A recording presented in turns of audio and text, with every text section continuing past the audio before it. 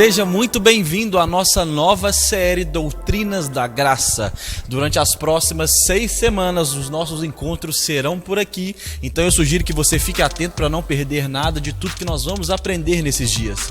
A nossa expectativa é que nas próximas semanas o Senhor alargue o nosso conhecimento, encha o nosso depósito de fé para que possamos viver uma vida de plenitude em Deus. E hoje eu queria compartilhar com vocês um pouco da soberania de Deus, mas antes de eu falar de fato sobre o que eu quero falar, eu quero te encorajar a nos seguir em todas as nossas redes sociais para que você não perca nada disso que está sendo exposto aqui. Eu também quero te convidar e te incentivar a compartilhar tudo que você tem aprendido conosco, com a sua família, com os seus vizinhos, com pessoas que estão próximas a vocês. Então, nos siga em todas as redes sociais, nos siga aqui no YouTube, para que você seja edificado durante esse tempo de quarentena. Mas hoje eu queria compartilhar um pouco nessa primeira parte da nossa série. Na verdade, hoje eu queria estabelecer algumas bases, eu queria estabelecer alguns alicerces para que as próximas semanas sejam semanas mais produtivas. E hoje eu queria falar um pouco com você sobre a soberania de Deus. Porque durante essas próximas 5 semanas que se seguem, muito provavelmente nós vamos nos deparar com algo que nós chamamos de mistério. Provavelmente na sua caminhada com Deus, seja se você começou agora ou se você está caminhando há muito tempo com o Senhor, muito provavelmente você já se deparou com situações que você não encontrou resposta. Você já se deparou com situações teológicas ou com situações da sua vida ao qual você buscou nas Escrituras, ao qual você orou ao Senhor e você não encontrou resposta para essas coisas. Isso muitas das vezes fere o nosso coração, isso muitas das vezes angustia o nosso coração. Mas a minha proposta durante a exposição desse texto é trazer paz e descanso para o seu coração. Algo que nós devemos pensar sobre a exposição do Evangelho, sobre o que é um bom pregador, é o seguinte: muitos de nós pensamos que o bom pregador é aquele que durante toda a vida, durante todo o seu ministério, ele tenta responder perguntas extremamente difíceis, que a Bíblia não tem respostas claras. Então nós estamos sempre correndo atrás de pessoas que querem trazer uma porção nova da palavra do Senhor, ou que querem revelar algo que ninguém nunca disse. Mas de fato o bom pregador não é aquele que está tentando responder o que a Bíblia não diz, mas o bom pregador, o bom expositor da palavra, o bom teólogo é aquele que responde o que a Bíblia já diz, é aquele que apenas traz clareza para aquilo que já está posto.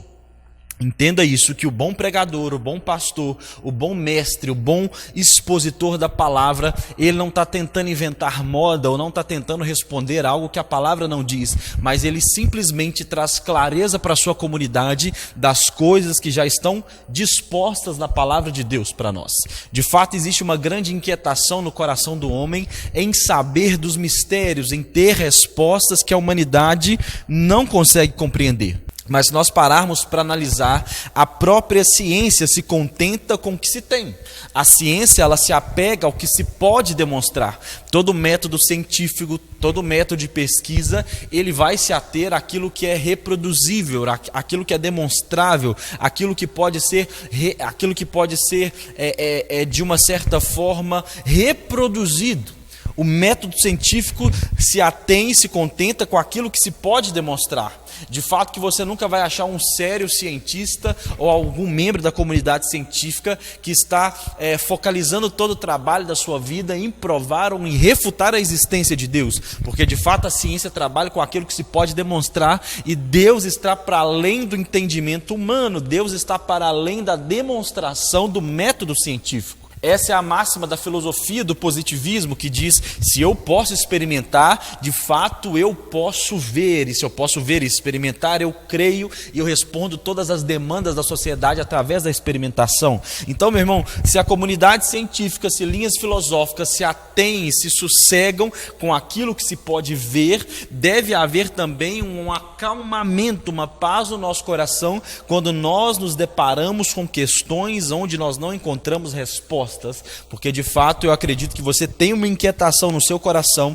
e todo ser humano tem isso, para ter as respostas, para ter o controle de todas as coisas. Mas eu queria ler um texto com vocês que está lá em Deuteronômio 29, e que para mim é uma das grandes exposições e um grande grito de Deus sobre essa nossa inquietação de querer saber as coisas que Deus resolveu não nos contar. Deuteronômio 29 vai dizer o seguinte: as coisas encobertas pertencem ao Senhor, o nosso Deus, porém as reveladas nos pertencem a nós e a nossos filhos para sempre, para que cumpramos todas as palavras dessa lei. Esse texto é muito claro, meu irmão, e ele vai dizer o seguinte: algumas coisas não têm resposta, algumas coisas de fato pertencem a Deus. As coisas encobertas, as coisas que nós chamamos de misteriosas, as coisas que não foram reveladas, essas coisas pertencem a Deus. E é importante nós pensarmos sobre o que a palavra está querendo dizer quando ela usa essa expressão, que as coisas ocultas pertencem a Deus. Imagine que você está com a sua carteira, e a sua carteira ela pertence a você, porque você comprou, porque ela tem os seus documentos, ela está com o seu dinheiro, então essa carteira pertence a você e mais ninguém. Eu não posso chegar simplesmente pelo fato de eu querer a sua carteira e tomar a sua carteira. Eu não posso simplesmente desejar a sua carteira e forçar a barra para que você me entregue a sua carteira, porque essa carteira pertence a você. As coisas ocultas pertencem a Deus, tal para quanto a sua carteira pertence a você. Mas eu tenho que ficar tranquilo em relação a essa realidade, porque da mesma forma que você tem a sua carteira, o seu dinheiro, os seus documentos, eu também tenho a minha carteira, eu tenho os meus documentos, eu tenho aquilo que pertence a mim. Da mesma forma que algo pertence a você, existe algo que é proporcional ao meu pertencimento, e a palavra de Deus vai dizer isso, que as coisas reveladas pertencem a Deus, porém há coisas que foram reveladas, as coisas ocultas pertencem a Deus, porém as coisas que foram reveladas pertencem a nós, pertence aos filhos. Aquilo que está escrito, aquilo que foi deixado a nós pelos profetas e pelos apóstolos, isso pertence a nós, isso é o que está revelado, isso é o que está para a humanidade.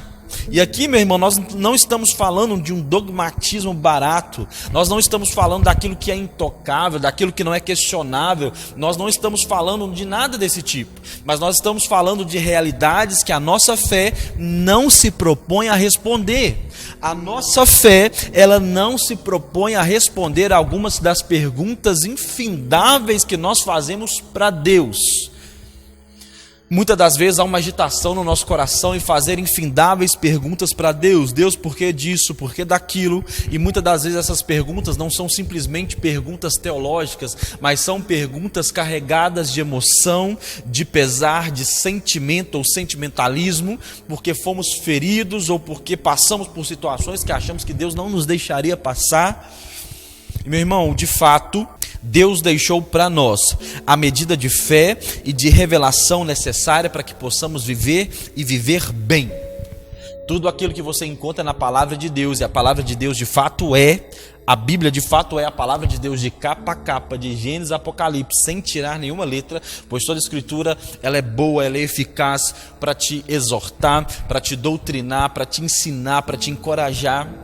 E toda a palavra de Deus, de capa a capa, ela é o suficiente para que você mantenha a sua fé e para que você cresça em revelação necessária para viver uma vida plena.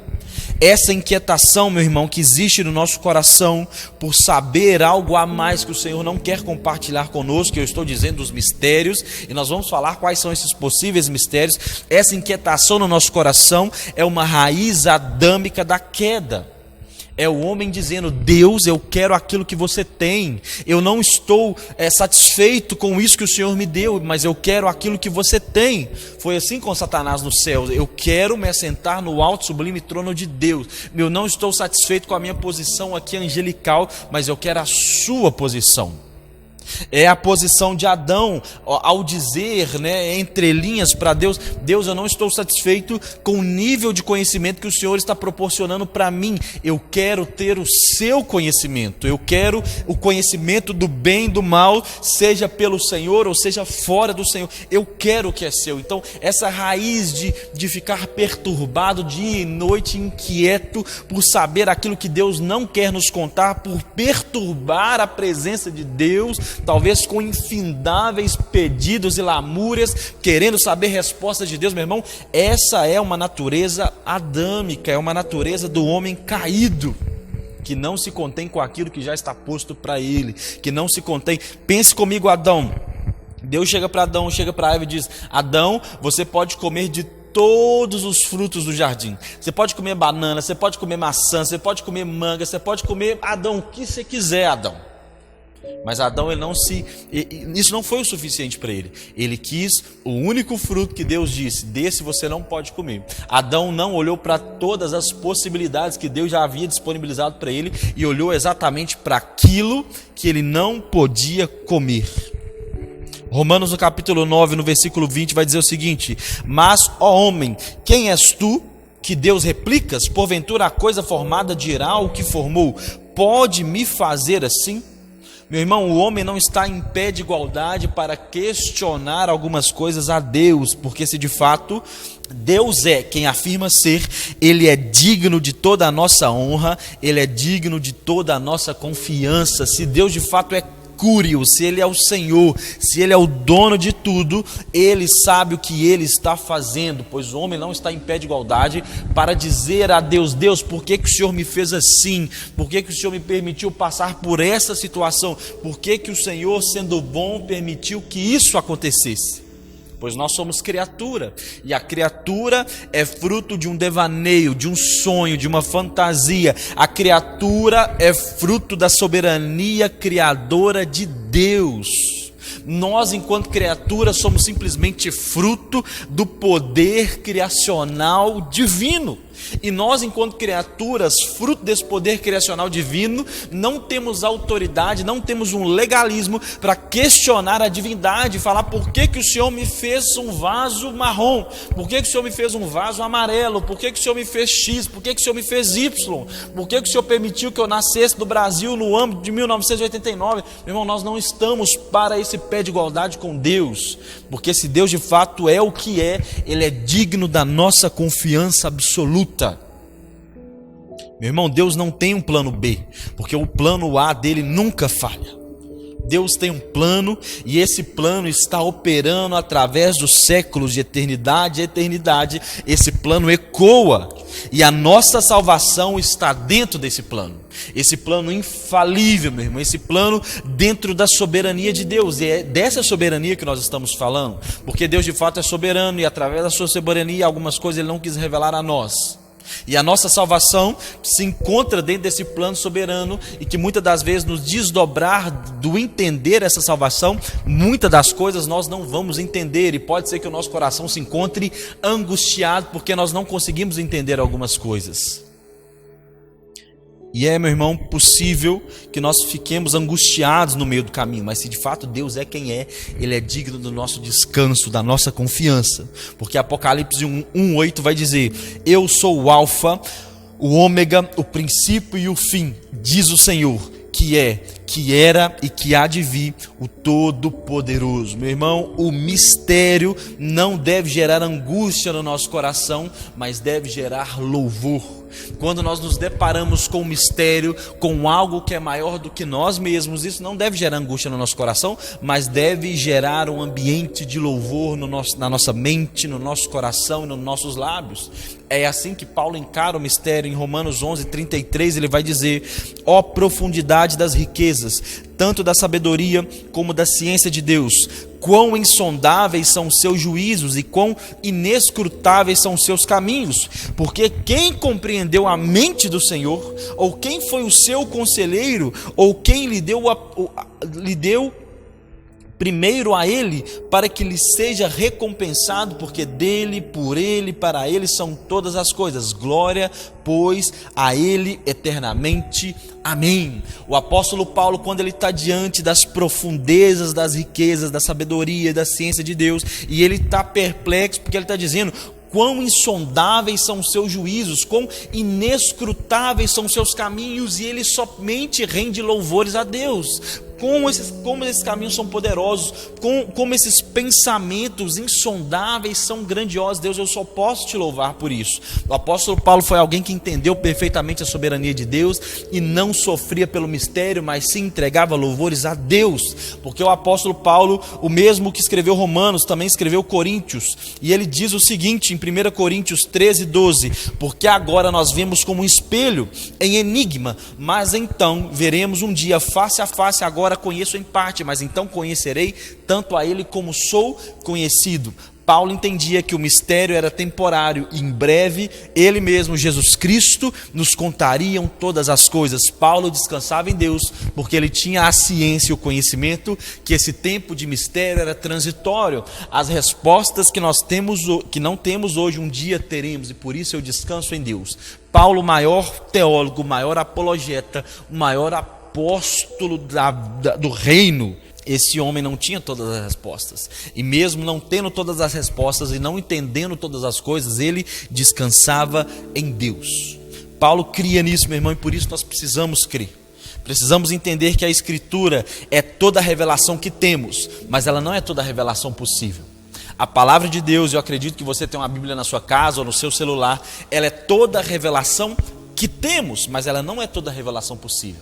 Coloque amor nisso que eu vou dizer agora, mas a Escritura revela uma diminuição de Deus, pois Ele é inexplicável, Ele é inencontrável, Ele é inalcançável.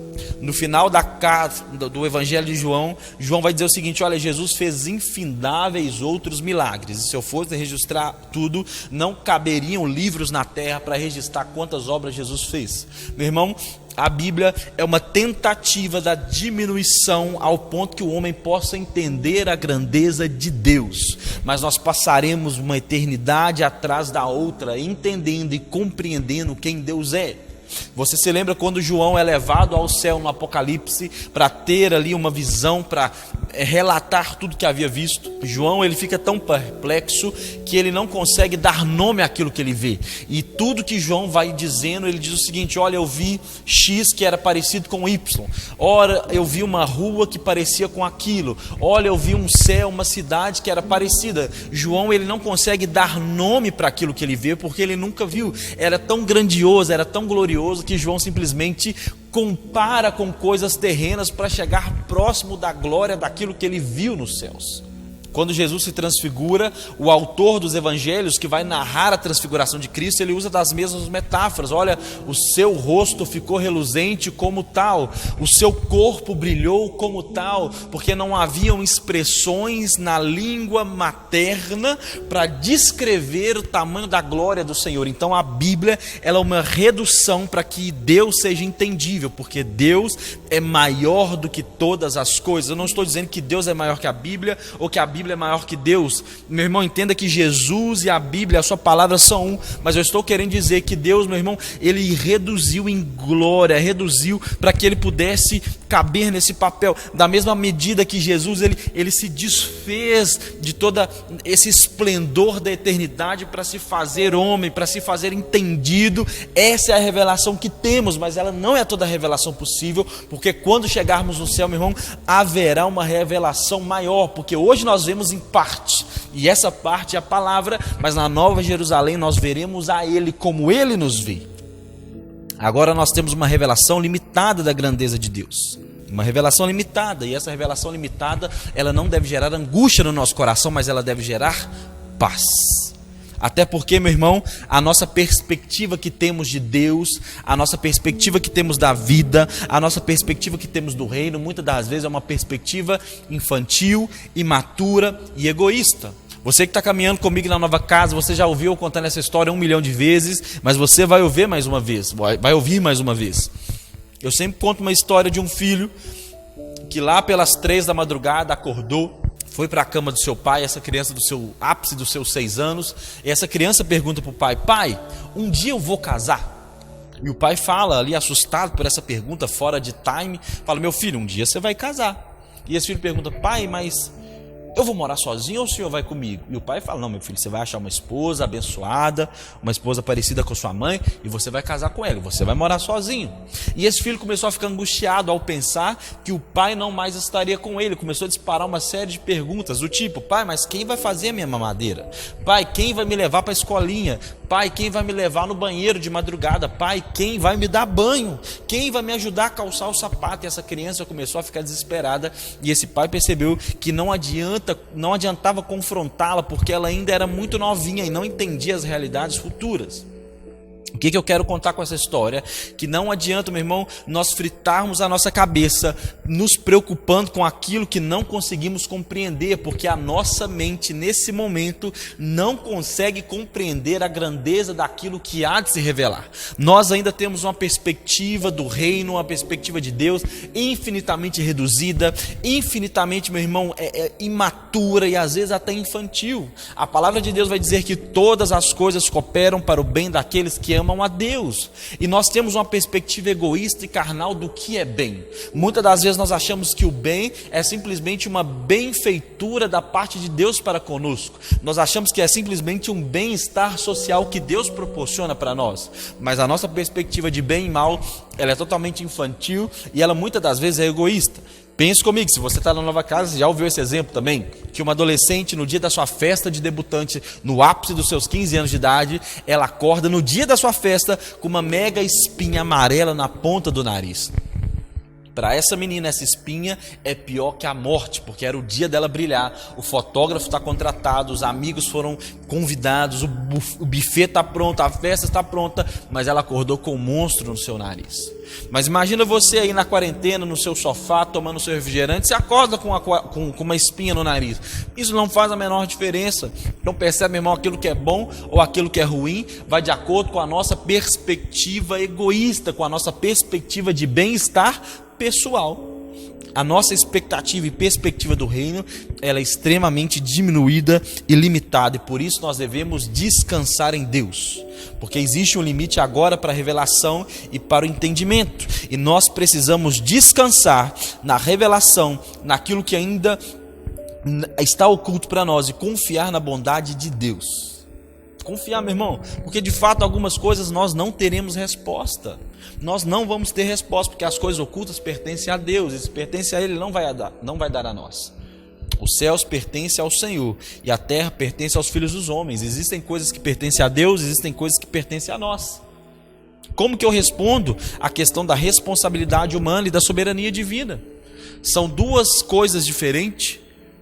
Eu sou 100% responsável, Deus é 100% soberano. Essas duas naturezas, elas coexistem juntas, elas não se misturam. O fato de Deus ser soberano e nada sair do controle dele, e a vontade dele se cumpre absolutamente, não exclui o fato de eu ser 100% responsável pela minha vida e 100% responsável pelas minhas escolhas. Deus é tão soberano quanto eu sou responsável pela minha vida.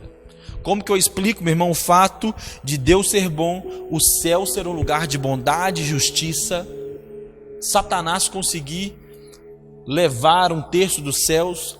Se Deus é bom, como que a maldade nasceu? E como que a maldade entrou no céu? Como que a maldade entrou no coração de Satanás? Como que eu consigo explicar teologicamente isso?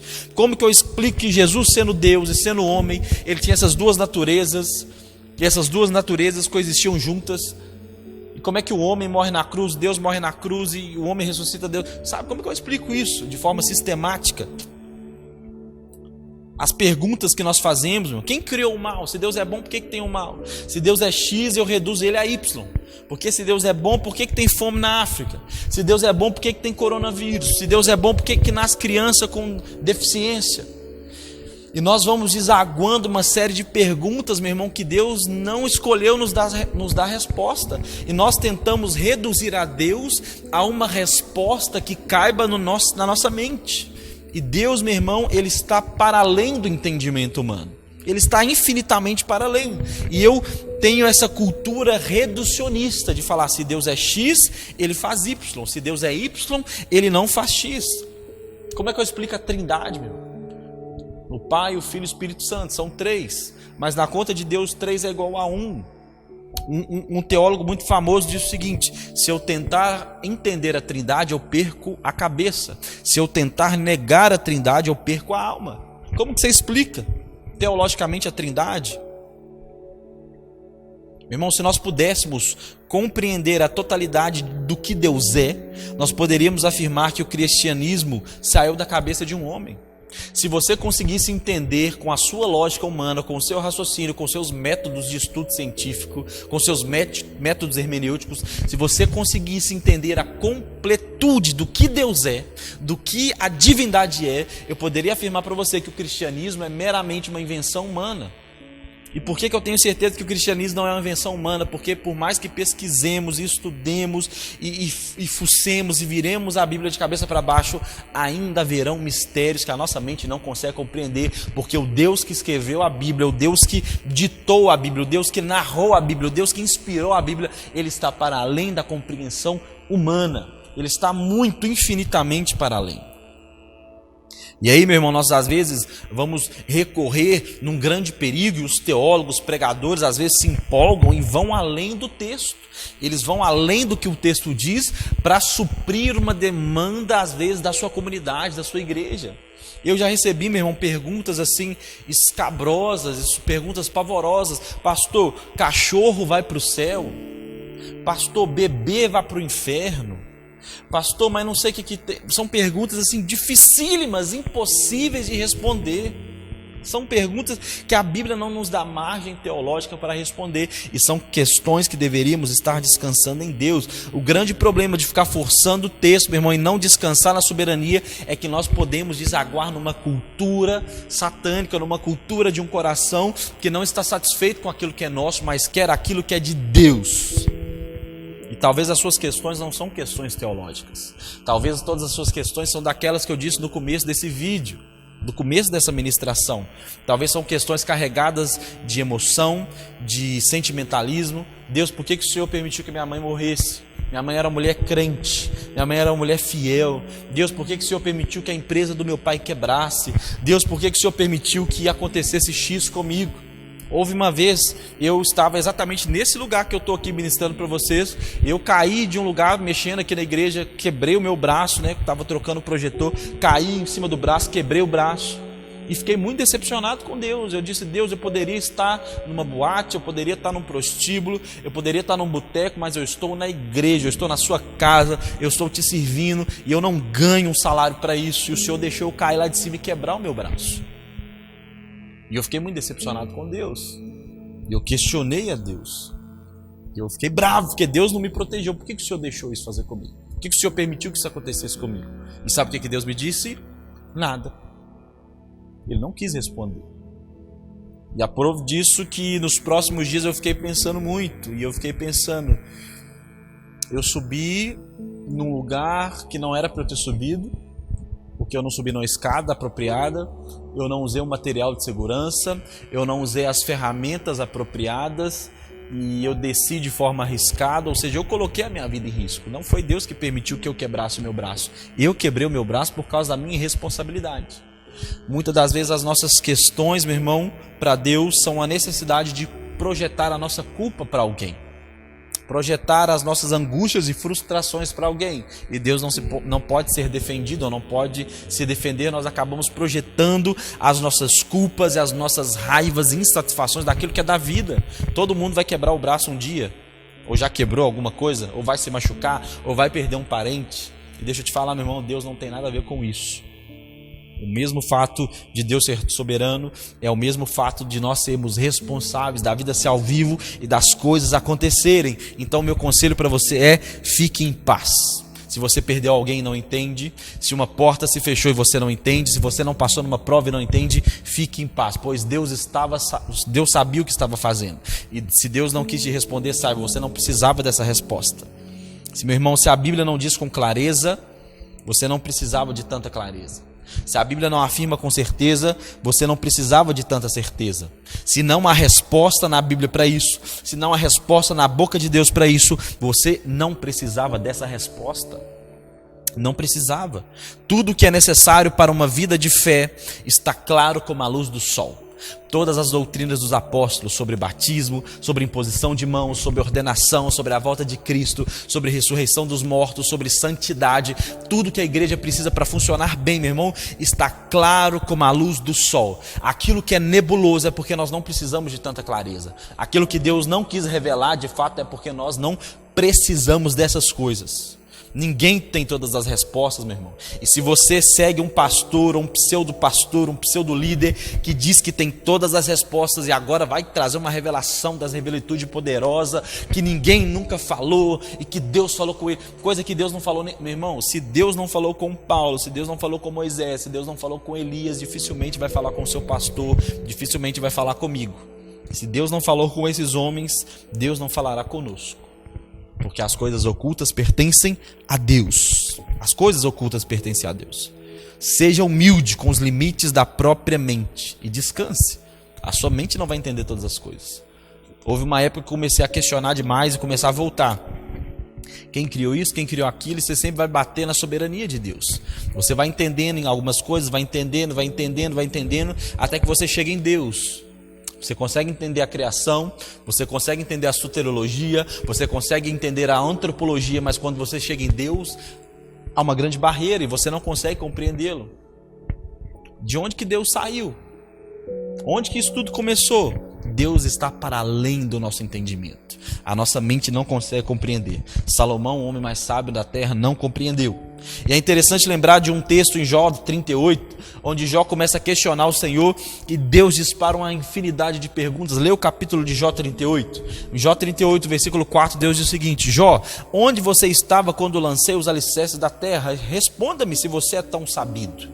Onde que você estava, Jó, quando eu desenhei o sol? Jó, onde você estava quando eu formei os luminares e os estabeleci? Onde você estava?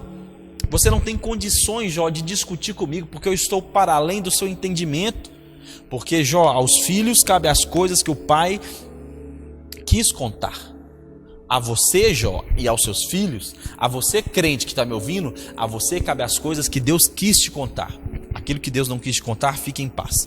Encontre paz para a sua ignorância. E por que eu estou falando de tudo isso? Isso aparentemente não parece ser uma doutrina da graça. Mas durante as próximas 5 semanas, você vai se deparar com aparentes perguntas que não têm resposta.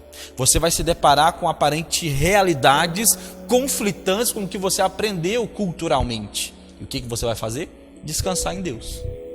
Mas eu não tenho resposta. Pastor, mas e X e Y? Nós não sabemos. O que a Bíblia nos conta é até aqui. O mapa veio faltando um pedaço para que eu pudesse andar o resto em fé. O resto em fé. João, no capítulo 15, no versículo 15, Jesus diz o seguinte: já não vos chamo mais de servo, porque o servo não sabe o que o seu Senhor faz. Mas agora eu vos chamo de amigo, porque tudo quanto ouvi de meu Pai, vos declarei a vós. Meu irmão, olha que palavra poderosa da parte de Jesus para nós. Jesus está dizendo o seguinte: olha, meu camarada, meu amigo, meu chapa, agora você não é mais meu servo, você não é mais um ruperetes, você não é mais um escravo. Agora você é meu amigo. O escravo simplesmente produz e não conhece o coração do dono. Agora você é meu amigo.